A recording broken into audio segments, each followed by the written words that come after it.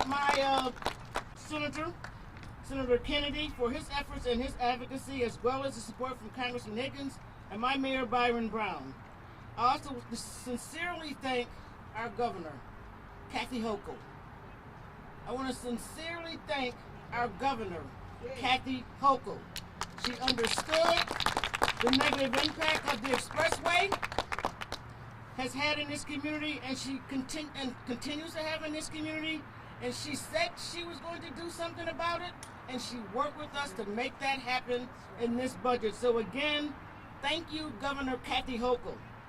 The Kensington Expressway was constructed more than 60 years ago. Most of you are not even that age. Some of us don't remember it, even though we were here. It was constructed 60 years ago. Since its construction, the Kensington Expressway has severed and disrupted our community and our recreational spaces, particularly Humboldt Parkway, which connected to the MLK Park with Delaware Park, which is the nexus of the crown jewel of the Buffalo Olmsted Park system. The project is seen rightly by many as a way to correct past injustices for communities of color that primarily reside in the neighborhoods where the highway has separated it.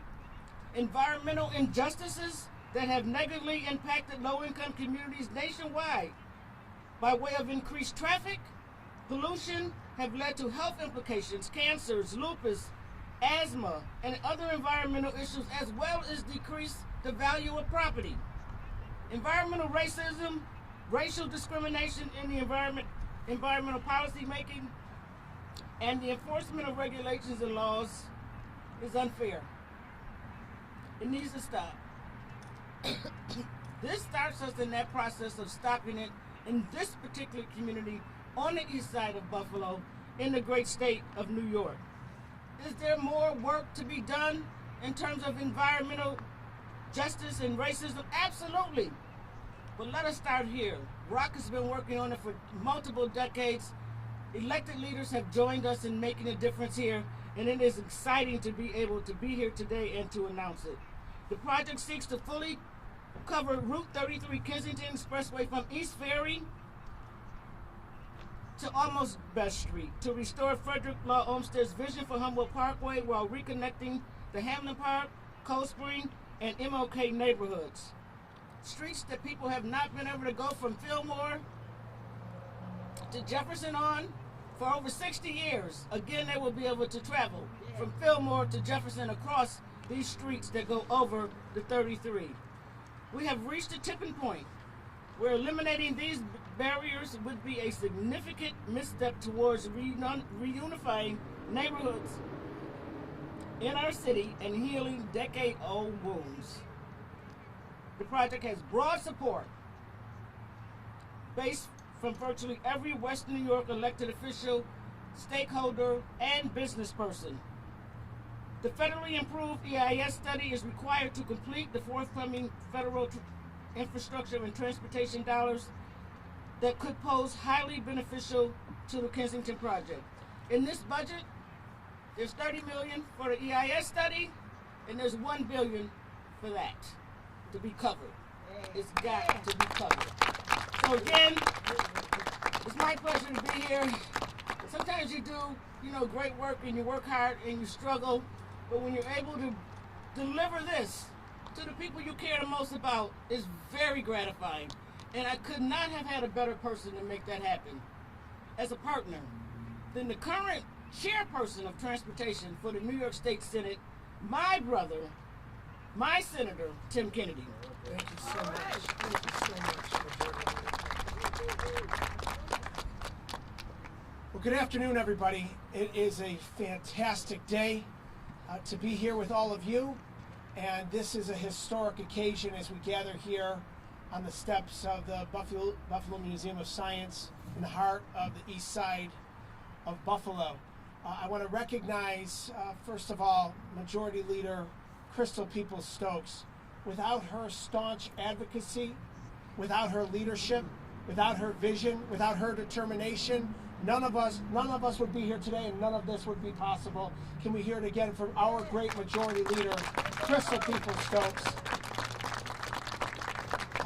our champion in Washington, D.C., that allowed us to put forward a historic level of infrastructure funding, $32.8 billion statewide in a 5-year capital plan because of a $1.2 trillion federal infrastructure program, a historic infrastructure program led by Congressman Brian Higgins years ago, calling on over $1 trillion to be invested in infrastructure. Congressman, thank you so much for your leadership in Washington, D.C.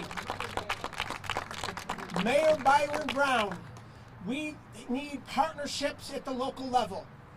And Mayor Byron Brown has worked very closely with the three of us at the federal level and at the state level to bring this vision to reality in government. I know that the mayor is joined here today by his Public Works Department that is going to help to see this project through to reality. Mayor, thank you for your support. And I will tell you this has been an effort led by the community, for the community. The Restore Our Community Coalition has been working for decades to see this day become a reality. Stephanie Barber Jeter has poured her life, her heart, and her soul into making this day a reality. And her and the Restore Our Community Coalition, ROC, have led the charge and have spoken to us in government and have never taken no for an answer and would never take no for an answer. And because of Stephanie Barber Jeter's leadership and the leadership of the Restore Our Community Coalition, we are delivering $30 million for the environmental impact study that will speak to $1 billion investment into the east side of Buffalo to reclaim the community once and for all, for the community that has suffered far too long because of the mistakes and the injustices of the past. I'm so proud to stand here today with all of these extraordinary leaders. It was just last June that myself, Mayor Brown, Congressman Higgins, and Majority Leader People Stokes stood right here with Stephanie Crockett and Stephanie Barber Jeter and the ROC Coalition and Marisa Wigglesworth calling for this EIS, calling for this investment, this historic investment. And the Majority Leader said it already. We need leadership in government, and we got it with Governor Hochul, who decided to make this project not only a priority, but the priority for the Department of Transportation in New York State. And when the Department of Transportation Commissioner came before me in the Transportation Committee, when we were discussing priorities for the state of New York, the entire state, the first words out of her mouth were, we need to restore the community back to its original glory on the east side of Buffalo by reuniting the east side and finally putting in place the system and the cover over the 33 to allow for new parkland and trees and the community to once and for all be reunited. So again, Governor Hochul deserves tremendous credit for her leadership in making today a reality. So I am just so proud to join with these extraordinary leaders that worked in partnership with each other and in concert with the community to put in place a system of funding that will deliver the largest infrastructure project in the history of Western New York. And we're not only going to do it in our lifetimes, we're going to do it this decade. We're going to see shovels in the ground in the next couple of years, and I can't wait to see that day happen. It is my great honor and privilege to introduce Congressman Brian Higgins, who I already mentioned was instrumental in getting the funding at the federal level over the finish line to make this project and so many other projects across New York State and across Buffalo and Western New York a reality. Congressman Brian Higgins. Thank you very much. Thank you. Thank you very much, Tim, Crystal, Marissa, everybody that's here, Mayor Byron Brown. As Tim has said, as Crystal has said, in the work of the Restore Our Community Coalition, they've been at this for decades. It was 24 months ago that we met over here in the early stages of the pandemic with Crystal and Stephanie and so many others to talk about this renewed effort because the anticipation was that we would do a large infrastructure bill in the United States Congress. This idea of an expressway building that obliterated neighborhoods is a national problem, but it's no more acute than it is right here in Buffalo.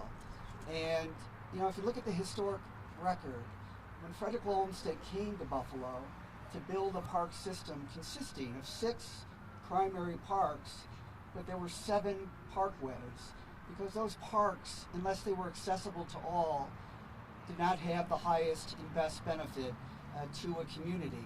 So this community was denied, as Frederick Olmsted used to say, the healing power of parks, abundant sunshine, abundance of fresh air.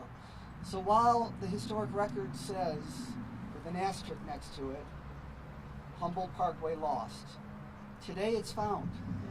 Today it's found. It's found.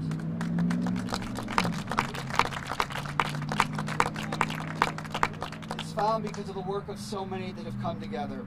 And as Tim Kennedy has also said, our friend Mayor Byron Brown, before the pandemic, Buffalo was the talk of the nation. In the final stages, hopefully, of this pandemic, that will resurface. That Buffalo is an exciting place. People are extolling the virtues of the new Buffalo. And it's under the leadership and the vision of our mayor, Mayor Byron Brown.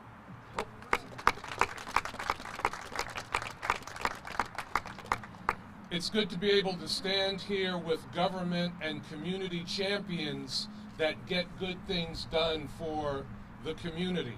I want to again recognize Majority Leader of the New York State Assembly, Crystal Peoples-Stokes, for her tremendous advocacy at the state level, her partner in state government, Senate Transportation Committee Chair, Senator Tim Kennedy, and our leader in Western New York and Washington, Congressman Brian Higgins, for the great work that they have done to bring these resources to the community. As all of them have noted, this has been a community-driven, community-led initiative. I want to thank Stephanie Jeter for her tremendous work, her never say die, never quit attitude to make things happen, and her tremendous committee of the Restore Our Community Coalition that has worked tirelessly on this. I remember many years ago, Stephanie coming to me and saying, we want to reunite the community. We want to deck over the expressway. Do you think we can get it done? I said, well, Stephanie, I can't get it done, but you can get it done. And certainly it is getting done. But let me just say, as you have heard, this was an inequity. It was an inequity that divided a community. Then an African American community, growing, burgeoning, vibrant, and still an African American community that has suffered the devastation and the damage of being divided. So this is a project that will be transformational. And yes, it will deck over the expressway. Yes, it will reunite the community, but it will also put resources into the housing in the surrounding community. It will also focus on minority and women-owned business participation, minority worker and female worker participation, making sure that the people that live around the Kensington Expressway benefit from the damage that was done when the expressway was installed. That is what this is all about. Undoing a more than 60-year inequity that damaged a community, that damaged a people, restoring a community that was damaged. I also want to recognize the agency leaders that are here. I want to recognize Stephanie Crockett and Marisa Wigglesworth, who will be vital parts of this project with the Olmsted Parks Conservancy and the Science Museum. This is a good day, a great day for this community. It's a good day, a great day for this city.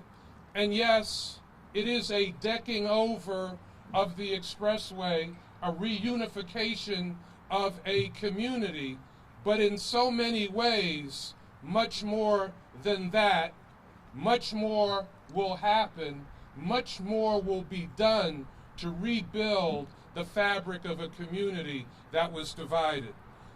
Now it is my honor and my privilege to introduce a woman who has been the major driver of this, the faithful leader of this, the president of the Restore Our Community Coalition, and the president of the Hamlin Park Community and Taxpayers Association, Stephanie Jeter.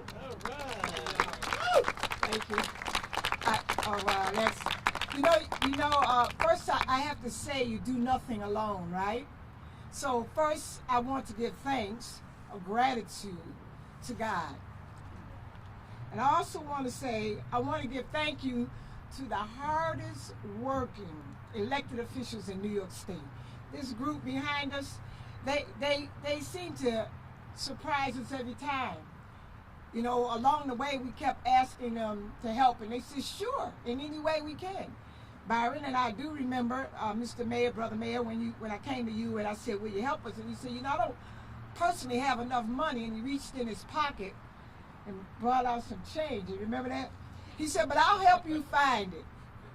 The elected officials behind me came to us again about 6 months ago and said, we're going to unify and we're going to make this happen. And after the meeting, we looked at each other and we said, what? They going to do what? How they going to do that? And then we prayed. And then they delivered.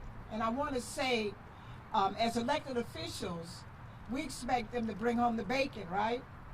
They brought home the bacon, the grits, the eggs, and all the rest of it.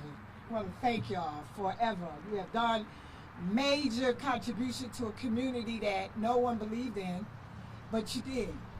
And so from the bottom of our hearts, we say thank you.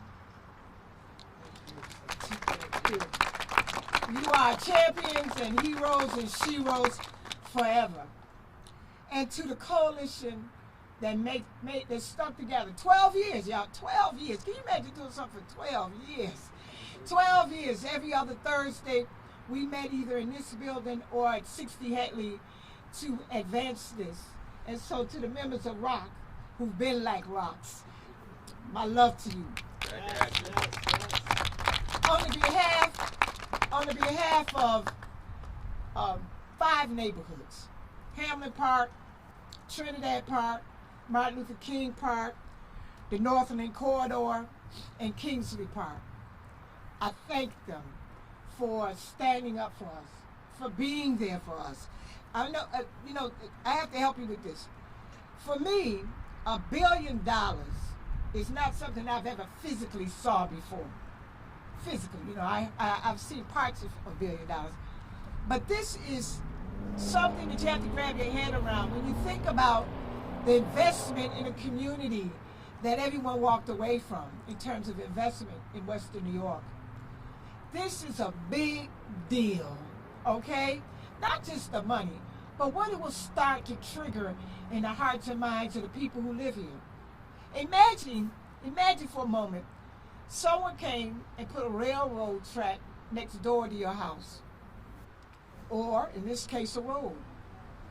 What it would do to the psychic of your family and your neighbors. This is what that road did. This action on the behalf of our government representatives lifts us out of that nightmare and brings us to a place of pride. So yes, we're gonna build the road over. It's gonna be sweet. Y'all gotta come. You're gonna love it.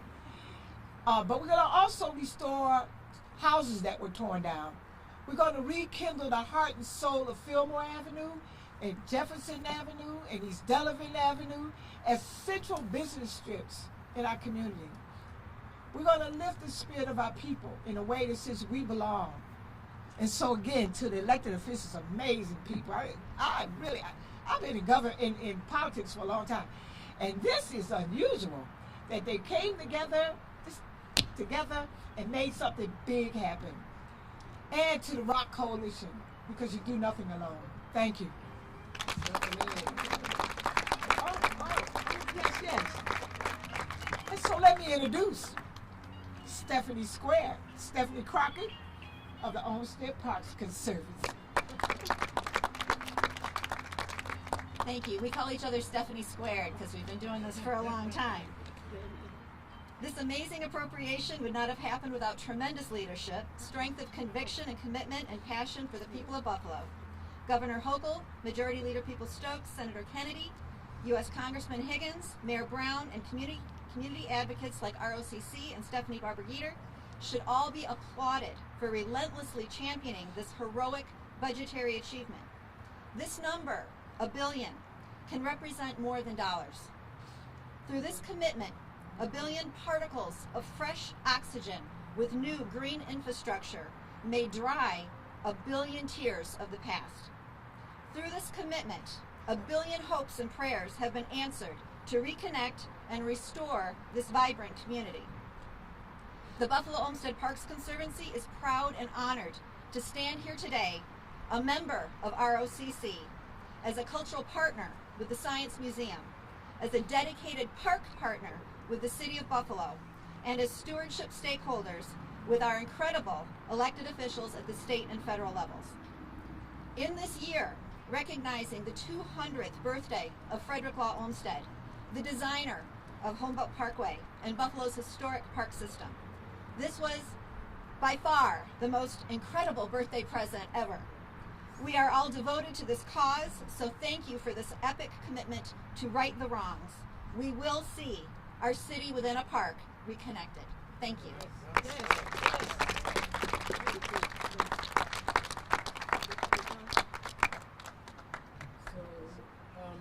In case some people have a few questions on topic, I have some experts standing behind me who can help answer them. Yes. What kind of evidence can you show me right now that spending $1 billion to cover 3/4 of the Kensington and will do anything that you talked about in terms of what you think will? Well, I would ask you to look at a couple things on the west side of Main Street and the investments that happened there and how it rejuvenated communities and the lives of the people who live there. It's real simple. When government invests in people, people invest in themselves. That's the evidence I have. You can go downtown and see it. You can go on the west side and see it. Soon you will be able to see it come to fruition on the east side. Where specifically on the west side are you talking about? What part of the city do you live in? Do you live in Elmwood Village? No. Do you live in Allentown? I did live in the Almond Village. Okay, well, there has been tons of investment into that community. And as a result of it, you can see there's a new life there. When you've never seen that kind of investment in this community. When you see it, you will see the same new life. Yes. You had mentioned the potential decking between West and East Ferry. We still don't really know, though, right, what the EIS is going to produce. So what it seems to me is a lot of what's talked about, I'm sure a lot will happen, but at this point, a lot of it's still aspirational because the plans haven't been developed yet to know what's going to be possible, how far the money will go, all those sort of things. So, Well, I will tell you this, sir, that there is a meeting coming up in June where the Department of Transportation will come and talk to the community about this project. And I would also submit to you that, the plans of how it will look and its possibilities are further along than you think. Although I will also remind you that there are a number of people who maybe don't necessarily live in and around this particular community would like to see a different project. And their voices will have to be heard as well. And so ours will just have to be louder. We work harder, we work longer, and we're willing to take that fight on. Can you say what we know and what we don't know? About I what's can say possible? you'll be invited to the meeting that will happen sometime in mid-June. I know there are a few variations of plans.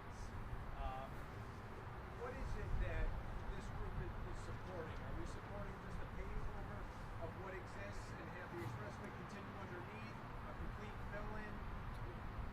Where do those stand right now? We're supporting a phase 1 project that was actually really kind of designed and put forth by a plan that Rock did in conjunction with the University of Buffalo. It's a simple covering up. There will still be traffic that will flow under the bottom, but there will be another tree-lined street, much like Olmsted designed years ago, that will be above ground. And it will be a phased approach. The first phase will be the streets that were mentioned to Ferry. And at some point, I don't know when that'll happen. I don't know if it'll be under my career or under the mayor's career or any of our career. But the next phase will be going past East Delavan. And then the phase after that will reconnect it to Delaware Park like it should have been, never destroyed from. So yeah, there is a long-term plan. This is a short-term plan. And you know, in most cases, and in most communities, particularly communities of color, if we wait for the long-term plan, it'll never happen. We have to take a phased approach here, and that's the approach we're taking. Yes, sir. It's hard to give a number. $1 billion, it's a huge number. It's a big number. We all remember when Governor Cuomo delivered the Buffalo billion for multiple projects. There's just been some opposition to, hundreds of millions for a stadium. Can you again reiterate your comparison on, the expenditure of $1 billion for this one project? Okay, I just want to say one other thing, sir. Do you know, in order to do this project, how many people have to work? Take a guess. No, but I'm asking you to not defend, but characterize the investment that's being made and why. The investment that's being made will redirect an environmental injustice to the people who live over here. Maybe we'll have healthier children going to our schools. Maybe we won't have as many people with asthma or lupus. People have died in this community from lupus. We won't be able to bring them back, but maybe we will stop that from happening. Maybe we can reduce cancer. And if we do that, by the way, we'll reduce the cost of health care. That's already a benefit. There are a lot of transformational opportunities that could happen as a result of $1 billion being invested in the community. Now, mind you, it's never happened before. I'll ask you that question. When did you ever see $1 billion invested in the community where black people live? You haven't. So you might see a different look on the transformation. But I guarantee you it will be transformational in a way that will lift the lives of the people who live here. Not to go too deep into the weeds, but I was thinking about, it would be quieter. You never have to plow it. And you talk about the environmental, the exhaust, I assume you're talking about what the cars whizzing by there every day. But when you build a tunnel or something like that, it's got to be vented, so It will be. it all come out in the end. It will be. It will be vented. Goes off into the air right in the same place, doesn't it? It will be vented, sir. As a matter of fact, we've been talking about venting and how it will be vented for the last 3 years. It magically goes clear. And it magically will be clean before it retrieves itself into the air. You're gonna filter it. Yes. If all goes to plan, right? What is the hope for the first phase of this plan to begin? How long will it take? Is there a timeline that's being discussed and considered at this point? It is. We just had a meeting with the Department of Transportation on last Tuesday, and the commissioner said 2 years before the EIS study. And once the EIS study is complete and the community is totally engaged, then at that point you'll see workers happening over here. Shovels in the ground, yes. So I just want to reiterate, this $1 billion being invested into our community, it's transformational and it's historic. This is the largest capital project in the history of New York State over 5 years, $32.8 billion into the capital projects budget for transportation in this state. Part of that is a $30 million environmental impact study. The next year is the first $1 billion to reconnect and reclaim this community that's been devastated by a below-grade expressway that has ripped through the community and divided it like a scar for the last 60-plus years. The community is now getting a victory that they've been clamoring for and fighting for decades.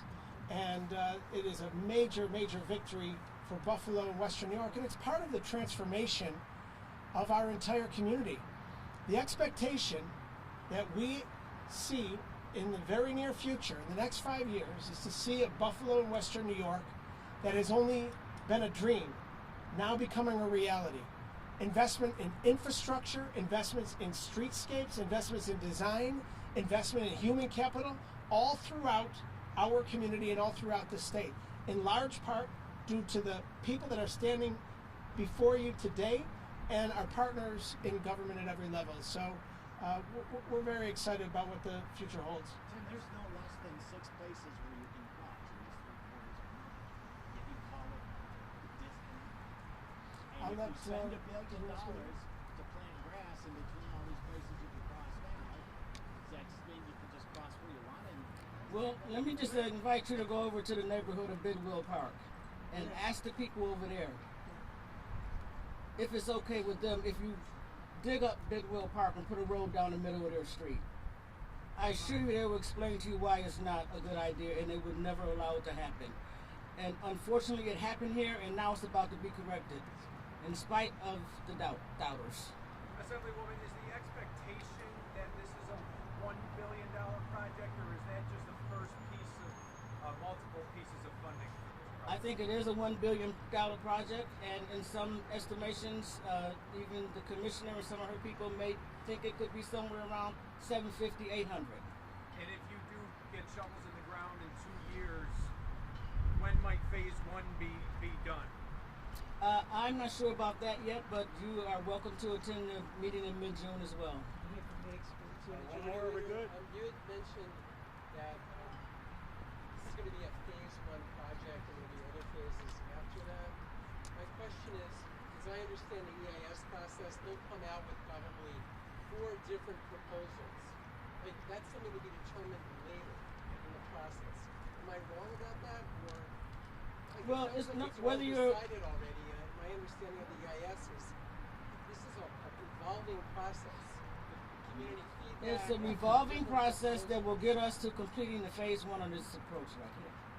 So you're saying phase 1 is decided? That's been decided already? It has been decided. That's why we're putting money to it.